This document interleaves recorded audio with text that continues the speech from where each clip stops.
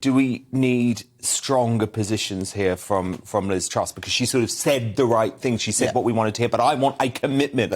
I want a hard and fast commitment on this. Let's have it right. It's disproportionate.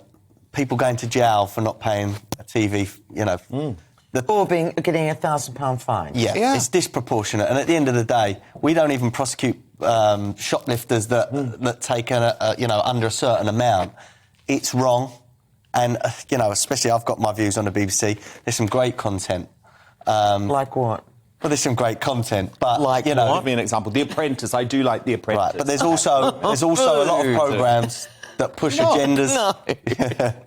There's a lot of woke nonsense on there, whether it be presenters or the content, And well, look at what they did with the Lionesses. Yeah. And, look, I can't even bear to watch people like Gary Lineker, and the thought that, they're getting millions of pounds... From the people, it's a wind-up, And I think they need to take a good, hard look at themselves. And Liz is right here. She needs to be strong.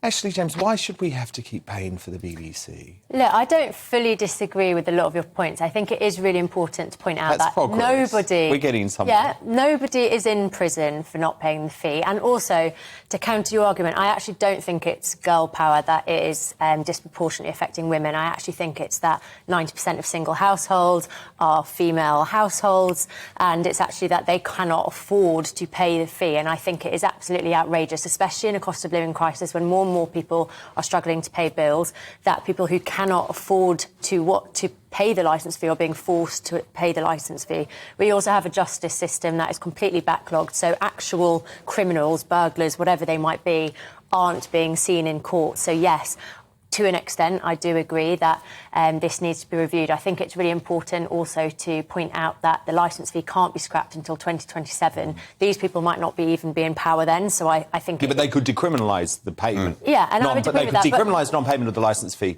She could do that. I personally don't mind. I don't really watch the BBC a lot, but I like, my family loves Strictly Come Dancing, and I do think one thing that they did was really good. During lockdown, when the schools were closed, they really quickly put together a really good educational programme so that children got education. Fair credit to that, yeah. And I think that is something that's important. I grew up loving BBC Radio 1. There's so many radio stations, and which would be like in France, by France has obviously scrapped the licence fee, but on the left and the right, there is now concern about what's going to happen in a couple of years. But I'm not opposed to scrapping the licence fee. I agree that it doesn't seem fair that people who are unable to afford, basic costs have to pay for something, especially if they don't watch it.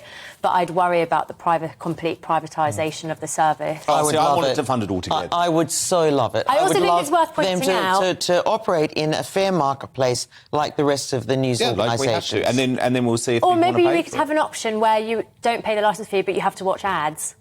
I would go for that. I would be happy with that. Well, that would be the ultimate. Dan, there's going to be millions in the next 12 months that can't afford the licence fee. So they've got to decriminalise it because... it will just naturally happen. There's going to be millions that can't pay it. So what are they going to do? Put all them in jail?